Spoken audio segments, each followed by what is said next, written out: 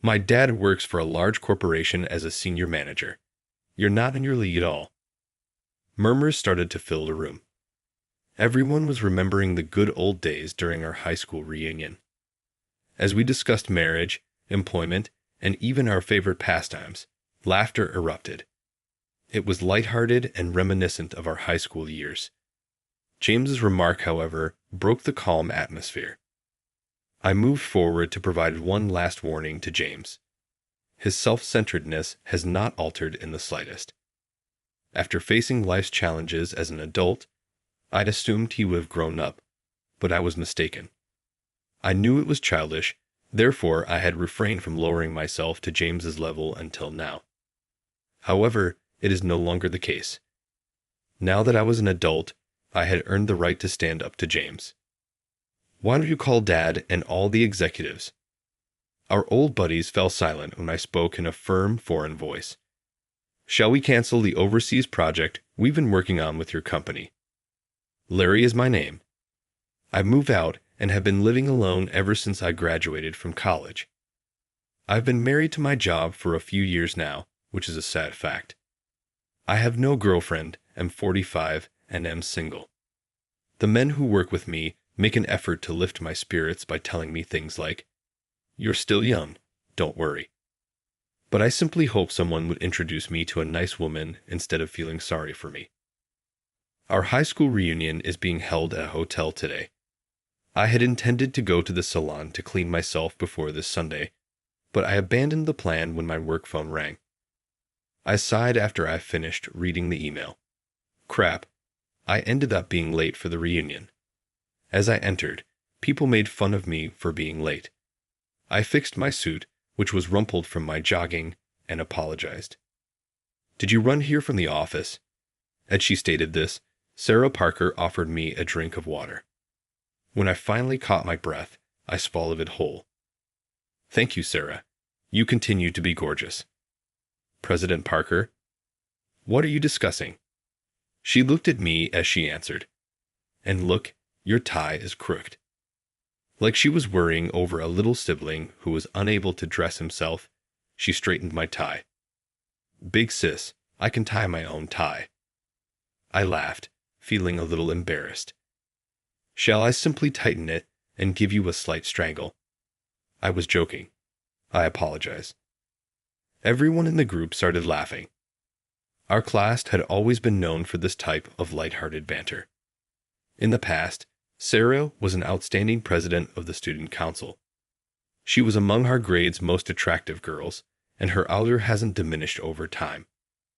A voice I prayed I could forget interrupted the pleasant environment we were experiencing. "No wonder it's loud here. You're here." To be honest, I didn't think you would have the courage to attend. Although I expected James to be present, I wasn't prepared for him to get started right away. "It's been a while, James.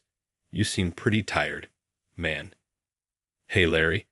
You're still trapped at work after a big reunion, huh?" "Yeah, the project I'm working on ran into some issues." James tried to show off like he was some big shot. If you were really any good at your job, you wouldn't be stuck working on the weekend. Jane sneered and looked to his little posse for approval. He talked as if I was responsible for the project's problems. I wanted to say something back, but it would be wild to ruin the mood, so I just laughed. But that only seemed to rile James up more. Pathetic. Just another pawn working like a dog. You'll never walk the elite path like me. You'll always be stuck taking orders. He kept laughing, though it was unclear what was so funny. Even his followers were looking uncomfortable. I sighed quietly. James's inability to read the room hadn't changed a bit. "Oh yeah, Sarah's here today, isn't she?" James shifted his attention to her. Sarah's slender shoulders tensed. Everyone knew that back in high school, James had relentlessly pursued her. He dashed her out several times, but she turned him down each time. With his good looks, James probably had never experienced rejection from women. That's why he couldn't forgive Sarah for turning him down. Unable to let it go, he even used his money and influence to drive away any men who showed interest in Sarah. "So Sarah, I hear you got married." "Huh. Wait, really? You never told me," I blurted, surprised by the news. I hadn't known Sarah had gotten married. We've been friends since elementary school, so I just assumed she would have told me. Or was that my own arrogance? But Sarah looked incredibly uncomfortable. "How do you know that?" "My friend knows him too. Small world. Hard." James smirked with a knowing grin. Sensing something off, I glanced at Sarah. She was glaring at him, her brows furrowed. "And yeah, I know about the divorce too." Sarah's face twisted in sadness. Seeing that, I decided to step in. "What's the deal, James? You still have feelings for Sarah after all those rejections. I gotta say, you're more persistent than I thought." I casually moved in front of Sarah, and I felt her lightly tug on my sleeve. "Who rejected me? I've never been rejected. You're an idiot for believing her lies. Her ex left her because they couldn't have kids. He moved on, and boom, his new woman got pregnant right away. No use for a woman who can't have children, so she got tossed aside. James, there are some things you just don't say." I yelled, my voice filled with anger. Even some of the women in the group scolded him, but James just smirked, unfazed. I didn't care if he insulted me, but I couldn't tolerate him mocking Sarah like that. I didn't want to start a fight here, but James's words were filled with so much venom that I couldn't hold back anymore. I took a step toward him, but Sarah, standing behind me, pulled me back. When I turned to look at her, she had tears welling in her eyes and shook her head slowly. "It's the truth, so there's no point in getting angry. Just the fact that you're upset for me is enough. I'm okay." Sarah dabbed at the tears that were on the verge of falling with a handkerchief. Seeing her like that, I didn't know where to channel my anger. I've always been weak when Sarah cries. Normally so strong and composed, she never let herself cry in front of others. When things got tough and she needed to cry, she'd sneak up to the roof and cry in a quiet corner. I knew that, but all I could do was watch from afar, unable to do anything for her. Once I was sure she had stopped crying, I'd hand her a handkerchief, and she'd blow her nose into it with a big grin, laughing as if to cheer me up. Instead, that's just the kind of kind-hearted person she is. I'm sorry I didn't tell you sooner. Do you need another handkerchief? Only if you don't mind it getting covered in snot. Even in a moment like this, Sarah could sense my unease and try to lift my spirits. She really was a kind-hearted woman. Just then, something cold splashed across my face. A few people gasped in surprise. I looked down and saw my suit stained with red wine. "Larry, quite the move you pulled there. You were ignoring me and getting all cozy with her." James sneered. I quickly glanced at Sarah to make sure nothing had spilled on her, relieved to see she was still dry. The crowd started to grow, and the area became more restless than before. "I'll buy you a new suit later, something way nicer than that boring one you're wearing. I guess you're still just a lowly employee, huh?" I looked down at my stained suit. It was a custom-made piece, far more expensive than any off-the-rack suit. Not only was James terrible at reading the room, but he clearly had no eye for quality either. He always boasted about his designer suits, but they honestly didn't suit him at all. His bright, flashy outfit looked like a desperate attempt to look young. "I don't care about a suit. What's shocking is just how rude you've become. Spare me the poor man's pride. This is just a little entertainment." James laughed as he went to grab another drink. "Larry, are you okay?" Sarah, who had stopped crying, was now trying her best to dry off my wet suit. Some of the other girls helped too, but my white shirt was probably ruined beyond saving. I wasn't sure how clean my suit would be with dry cleaning. "He's really getting out of hand. Making fun of Sarah like that was disgusting." With James out of sight for a moment, everyone started voicing their outrage. I tried to calm them down, knowing things could get worse if James overheard. "Don't get too worked up. According to him, this is just for fun, right? I'll deal with him, so please stay out of it. I knew firsthand how much trouble he could cause if anyone else got involved, but the group's anger wasn't going to die down easily.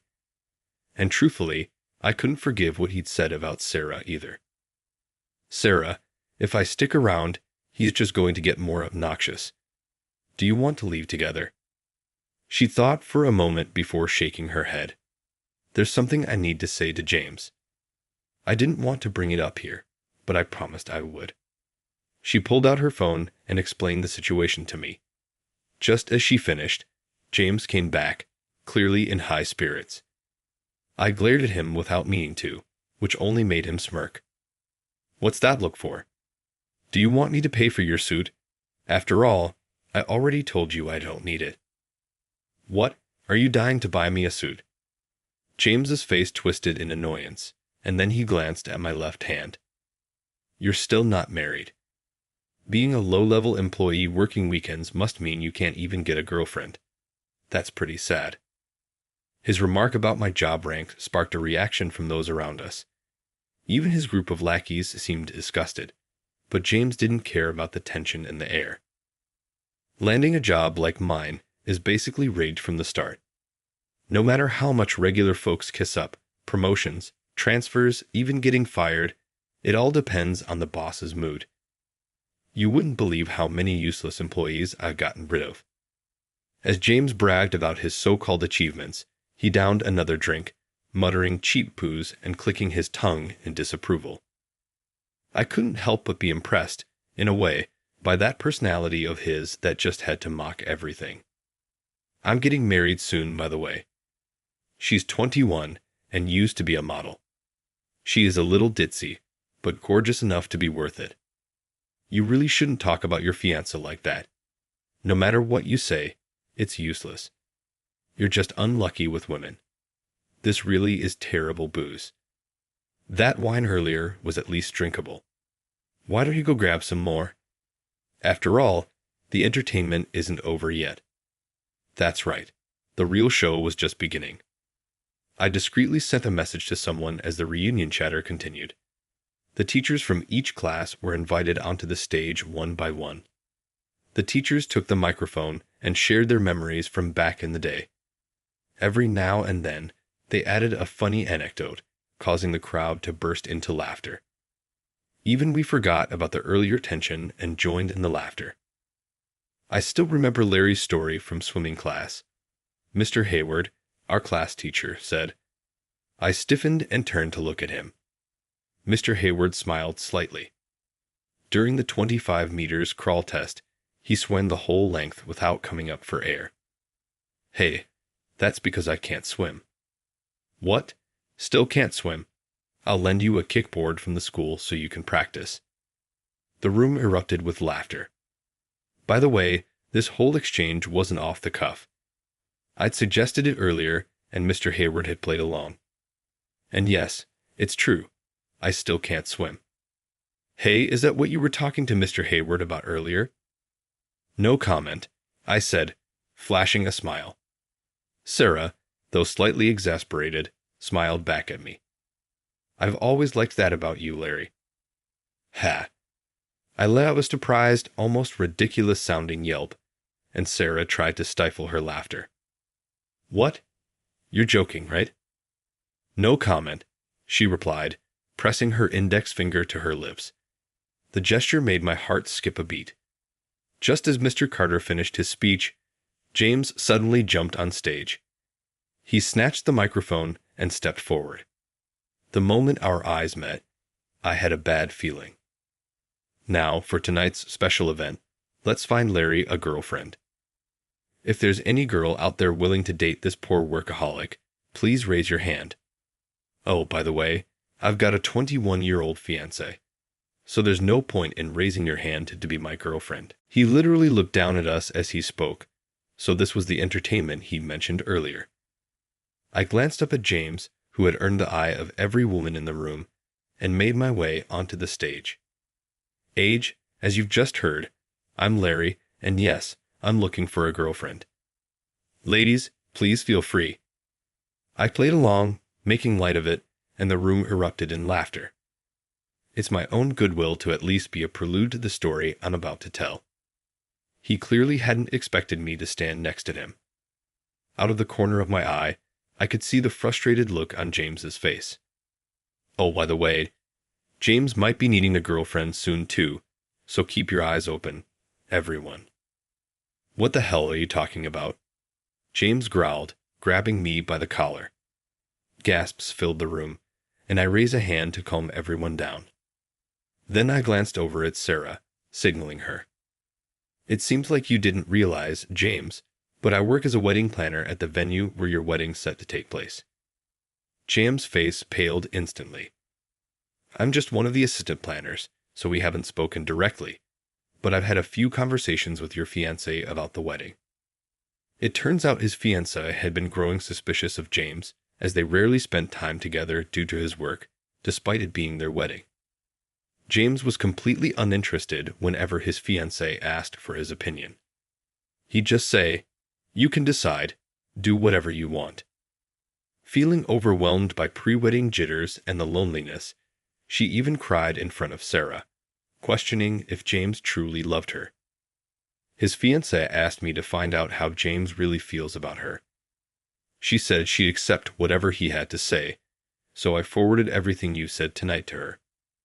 Sarah, how dare. James immediately pulled out his phone. He was probably calling his fiancée, but as the call failed to connect, panic began to show on his face. No matter how many times you try, it's pointless. I got a message from her earlier saying she wants to cancel the wedding. James slammed his phone to the floor, glaring at Sarah with a furious expression. It looks like your engagement fell through, James. Join me in the dating scene. He shoved me hard, causing me to stumble. The teachers moved to stop James, but I couldn't let him cause any harm to them. I shook my head, signaling them to stay back. James apologized to Sarah. What? She's the one who should apologize. She ruined my wedding. That woman was just after my money, so I don't want her anyway. He was always like this. James believed that flashing his wealth could make anyone do whatever he wanted, and after that, he would always follow it up with, "My dad's a senior manager at a big company." He never realized how much those words devalued his own worth. The successful one was his father, not him. James lived a privileged life thanks to his father, but he took it for granted. After today, I was done with him. I swore that to myself. Earlier, you bragged about firing all those useless employees, right? What about it? Do you really think those employees were incompetent? And are you even in a position to make those decisions? James faltered, unsure of how to respond.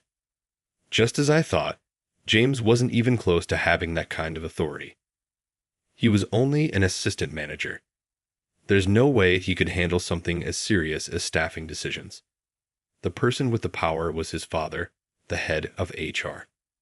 While it was questionable how much influence James could exert through his father, that was an internal issue at his company, not my concern. I made sure to get those who defied me fired by asking my dad. They're probably all jobless now. I was stunned he actually admitted to relying on his father to fire people. At 45 years old, he still needed his dad to fight his battles. It was embarrassing just to witness. I couldn't help but feel sorry for anyone working under someone like him. Larry, you'd better watch your mouth too. And what are you going to do about it? My dad's a senior manager at a major company. You're nothing compared to me. We don't live in the same world, so you better be careful how you talk to me. James's voice was thick with anger, but I just sighed deeply. His self-centered nature hadn't changed one bit. I had hoped that adulthood in the real world would have humbled him somewhat, but I was foolish to think that. Up until now, I had refrained from lowering myself to his level, thinking it was childish to respond in kind. But things were different now. As an adult with a position I'd earned myself, I could stand up to him. Go ahead, call your dad and all the executives. My voice was calm but firm, so much so that the room fell silent. What are you talking about? I'm saying this as the head of the overseas division at Oakwood Trading Company.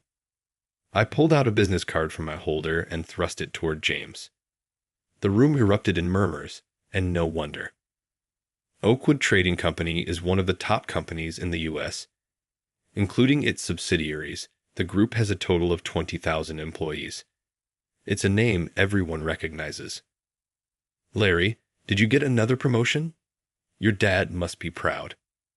It just worked out that way. My dad wants me to take over as CEO soon, but I'm still not ready. That's right. I'm the son of the CEO of Oakwood Trading Company. Our company operates as a family business, with my father as the CEO and my grandfather as the chairman. I've been groomed as the next CEO, studying business management for years. Originally, I was supposed to work directly under my father as his assistant, but I insisted on making my own achievements, so I took the regular recruitment exam and worked my way up to become the head of the overseas division. Of course, I didn't do it all on my own. While I worked incredibly hard, I was also lucky to have great colleagues and bosses. It's also a testament to the hiring standards my family has upheld for generations. Having ambition is not a bad thing. Wanting to work for a company that values you is fair, but that alone won't make you successful. What's the most important thing in work? This question is always asked during the final interview at our company. If you answer it wrong, no matter how talented you are, you won't be hired. What's essential in work? In the end, it all comes down to trust between people. Without trust, you can't achieve top performance in anything. That's the philosophy of our company. Wait, Larry's the heir to Oakwood Trading Company. Sarah, did you know about this? Yeah, we've known each other since elementary school. Yes, Sarah, my only friend since elementary school, knew about it, or rather, she figured it out on her own. She was the only one who noticed. Mistook them for stalkers and called the police. She even pulled the fire alarm and shouted for help. My father rushed to the police station as my legal guardian, while the useless bodyguards were reported by a grade schooler. And Sarah thought she was protecting me. I still vividly remember that day. I glanced at James. His mouth was hanging open as if he wanted to say something, but no words came out.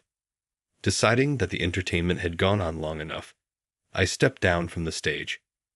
By now, the company crisis should have been handled. I checked my watch, debating whether to leave. This can't be real. It's all lies. James's face was red with anger as he shouted, and I was beyond exasperated. It doesn't matter if you believe it or not, I said, but a notification chimed on my phone, and I frowned, sensing something bad. The message confirmed my suspicion, and I clicked my tongue in annoyance. I was annoyed that he had done something foolish. Stop stalling, just spit it out. The overseas project we've been working on with your company. Shall we cancel it and start from scratch? My sudden shift in tone left James speechless.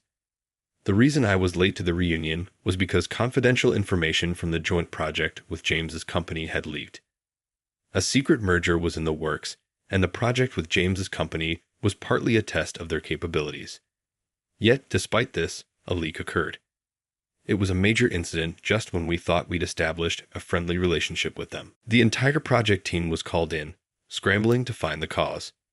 Chris, the leader on their side, quickly traced the source of the leaked data and promptly notified all the relevant parties. Although I, as the leader, should have been there to clean up the mess, Chris graciously took over my share of the work, saying I should enjoy my reunion. This morning, Chris from your company handled the issue with the project, I said, showing him the email on my work phone. As soon as James saw the authentic signature, his face went pale. It was clear that an emergency executive meeting would be held over this. The email didn't go into specifics, but hinted that there was a traitor within their company. Naturally, any project with such a company would be canceled. Rather than a merger, it would likely result in their company being absorbed and turned into a subsidiary. Mass layoffs were expected. I'll make sure this issue is thoroughly investigated. Trying to deceive our company won't go unpunished. After the layoffs, Let's see how many employees are left. As for you, James, you might want to ask your dad if you'll still have a job." James didn't even bother with a parting remark, storming out of the hall with long strides. His lackey exchanged glances, shrugged, and followed him out. At the time, I didn't know, but it turns out that the employees James had gotten his father to fire were later rehired by our company. Their skills and experience were top-notch, so much so that our HR department couldn't understand why they'd been let go in the first place. So what ended up happening with that project? A few days after that disastrous reunion, I invited Sarah out for dinner. Surprisingly, she had been living close to my apartment all this time. I regretted not inviting her out sooner. Of course, the project was scrapped, the trader was fired, and their leader Chris was demoted for failing to prevent the leak. As expected, their company was absorbed under the guise of a merger, becoming a subsidiary. James's company now officially belonged to ours, and with that, a massive round of layoffs occurred. Their president, Mr. Robert, took the opportunity to demote James's father, Nick, and James himself was promptly laid off. What about James's fiancée? Well, let's just say today's generation is pretty clever. Because of the timing of the wedding, they only had to pay 50% of the cancellation fees. You're the one who called off the wedding. You should pay. No way. This is all your fault. Why should I be the one to pay? I heard that James's wedding plan was top tier, all because of his desire to show off. They had multiple outfit changes, which made it way more expensive than the average. Even the half-price fee was higher than an average wedding. Having just been laid off, James refused to pay. His fiancée, in turn, turned to Sarah for help, crying and pleading with her to fix the situation. She's actually a fairly well-known fashion model. I said, so we worked out a deal to have her sign on as our company's exclusive model to cover the costs. Women can be scary, I said with a chuckle. Sarah grinned. Watch out, Larry. You don't want to get tangled up with the wrong woman. One troublesome woman is enough for me, thanks. Well, how about getting tangled up with this troublesome woman? I stared at Sarah wide-eyed. Once her words sank in, I could feel my face turning red. As for James, after being laid off, he managed to get a mid-level job at a small company. There he was treated just like his younger coworkers. Of course, his pride couldn't handle it, but his father was no longer around to protect him. Apparently, James's boss is a tough woman, and it seems like he's getting pushed hard every day. I've met her a few times, and I remember she had quite a strong personality. Whether James can survive or not, that's something he'll have to figure out on his own. Meanwhile, Sarah is sitting next to me, watching TV. Since then, we've gotten really close, and before I knew it, we were meeting up at least once a week. Isn't this basically dating? When I asked her that directly, she made an incredibly annoyed face. I'd never seen that expression before, and to this day, I still can't quite define what we are. A weird face? Couldn't you have found a better way to describe it? A weird face is a weird face, Sarah said unapologetically. I was a bit irritated, wondering who she thought was to blame for that. If you keep hanging out with me like this, you won't find a boyfriend, let alone get remarried. Then once again, Sarah gave me that same disgusted look, like she just stepped in dog poop. You know, Larry, you've always been like this. Even when a girl is clearly showing interest, you never notice. When did that ever happen to me? See? You still don't get it. I'm giving you all these signals, and you're talking about other guys. That's when it finally hit me. Sarah, I've liked you for a long time. You're so late, silly. We quietly leaned in closer to each other.